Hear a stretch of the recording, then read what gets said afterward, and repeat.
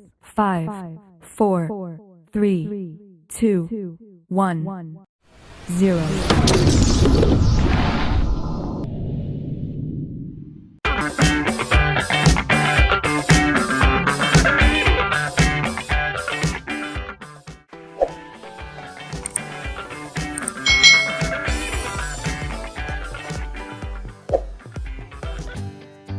Hai, selamat datang di channel YouTube Kak Citra. Apa kabar adik-adik semuanya? Kak Citra berharap kalian dalam kondisi yang baik, sehat, dan siap untuk belajar ya. Hari ini kita memasuki tema baru nih adik-adik ya. Untuk mata pelajaran tematik kelas 3, kita masuk di tema 6, energi dan perubahannya, subtema 1, sumber energi, pembelajaran yang pertama. Mari adik-adik kita belajar tentang sumber energi. Adik-adik perhatikan gambar berikut ini. Lihat dan amatilah bumi yang kita tempati. Semua diciptakan Tuhan untuk kelangsungan hidup manusia. Di bumi itu ada matahari, air, udara, tumbuhan, dan hewan. Semuanya bermanfaat bagi manusia. Benda-benda tersebut itu menghasilkan energi adik-adik. Apa itu energi? Bagaimana energi diperoleh? Lalu bagaimana cara manusia memanfaatkan energi? Apakah energi akan habis? Bagaimana agar energi tidak cepat habis? Masih banyak lagi pertanyaan-pertanyaan lainnya tentang energi. Nah, mari kita pelajari bersama di tema 6 ini. Adik-adik perhatikan gambar berikut ini. Ada apa ya dengan Siti ya adik-adik? Nah, saat mengikuti kegiatan jasmani, tiba-tiba tubuh Siti ini lemas dan hampir jatuh. Wajahnya nampak pucat. Pak Guru segera membawa Siti ke ruang unit kesehatan sekolah atau UKS.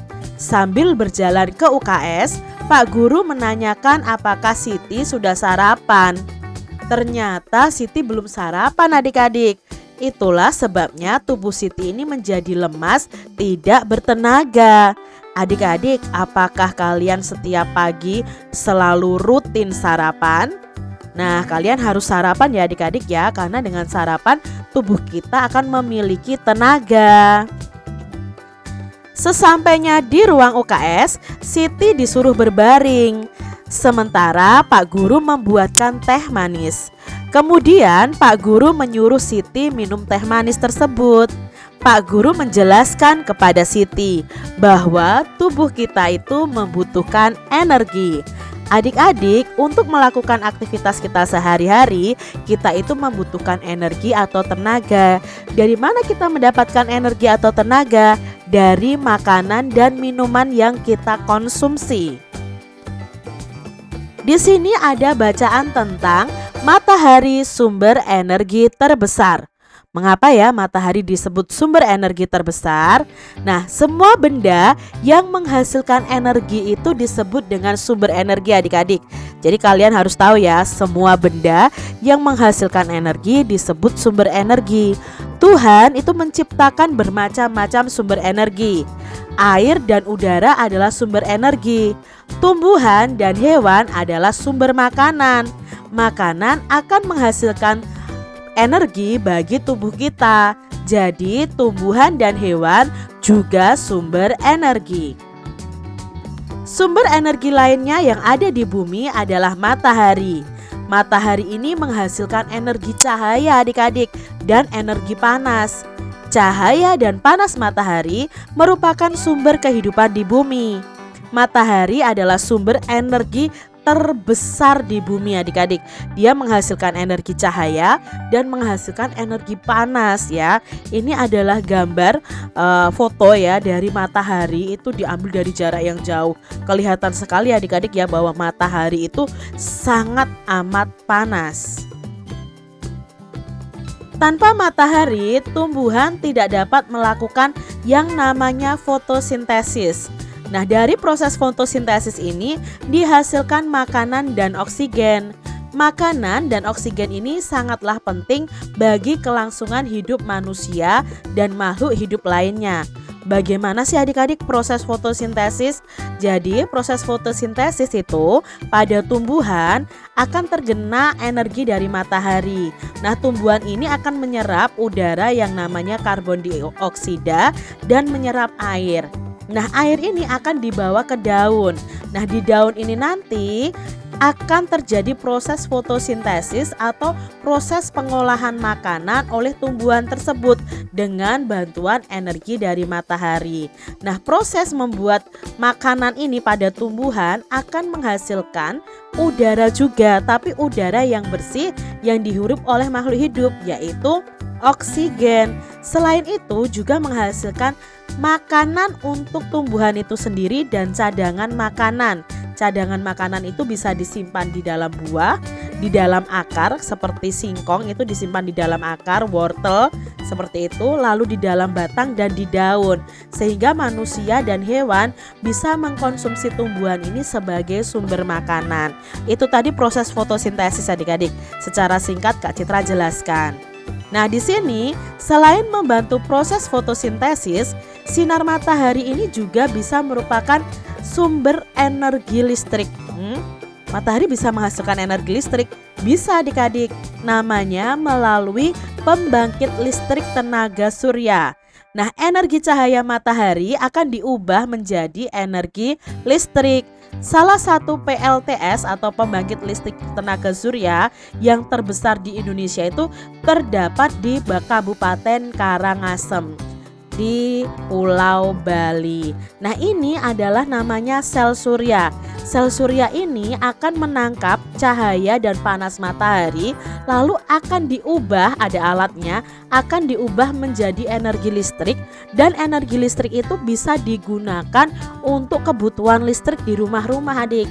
Jadi PLTS ini sangat bermanfaat sekali untuk menghasilkan energi. Adik-adik, dari bacaan tadi, tuliskan informasi yang terdapat pada paragraf pertama.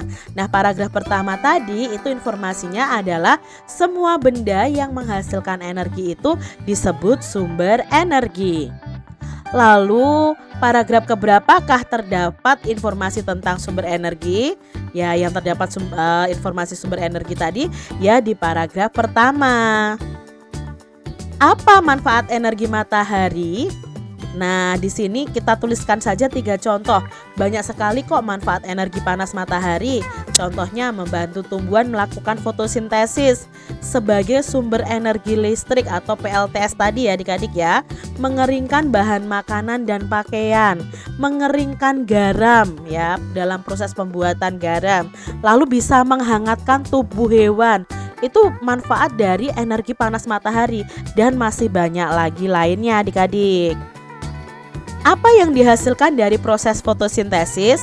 Dalam bacaan tadi, proses fotosintesis pada tumbuhan itu menghasilkan makanan dan oksigen. Mengapa matahari itu disebut sebagai sumber energi terbesar di bumi?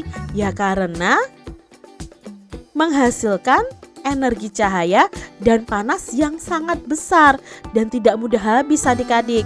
Nah, cahaya dan panas matahari ini merupakan sumber kehidupan di bumi. Kalau tidak ada matahari, bumi kita akan dingin dan gelap. Otomatis kalau dingin dan gelap, semua makhluk hidup pasti akan mati adik-adik. Jadi matahari merupakan sumber energi terbesar di bumi. Nah adik-adik, matahari adalah sumber energi yang paling penting di bumi. Kita harus bersyukur loh atas karunia Tuhan karena adanya energi matahari. Ungkapan syukur dapat ditunjukkan melalui sebuah syair lagu. Nah, melalui lagu kita dapat mengungkapkan perasaan kita terhadap apa saja.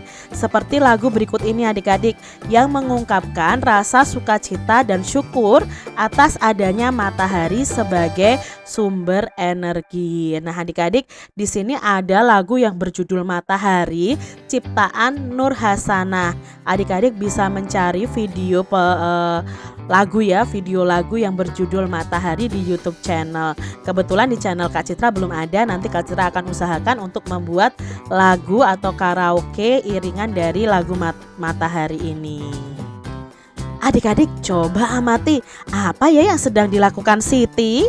Nah, untuk membuktikan bahwa matahari adalah sumber energi panas, Siti melakukan percobaan adik-adik. Siti menyiapkan segumpal kapas dan sebuah kaca pembesar atau lup. Lalu Siti meletakkan kapas di atas sebuah wadah. Siti memegang kaca pembesar atau lup itu di atas kapas. Siti mengumpulkan atau mengarahkan lupnya itu ke sinar matahari ya. Jadi sinar matahari bisa ke kaca pembesar dan mengarahkan kumpulan cahaya itu ke kapas. Beberapa waktu kemudian apa yang terjadi adik-adik? Kapas ini mulai terbakar adik-adik dan mengeluarkan asap. Jadi pada percobaan ini kita mengetahui bahwa cahaya matahari tidak langsung membakar kapas. Butuh waktu yang lama sampai kapas dapat terbakar. Kegiatan sehari-hari itu juga membutuhkan waktu adik-adik. Jadi dalam kita melakukan kegiatan kita membutuhkan waktu. Percobaan ini juga membuktikan bahwa ternyata panas matahari itu sangat panas ya adik-adik ya. Buktinya apa? Oh, kapas ini bisa terbakar.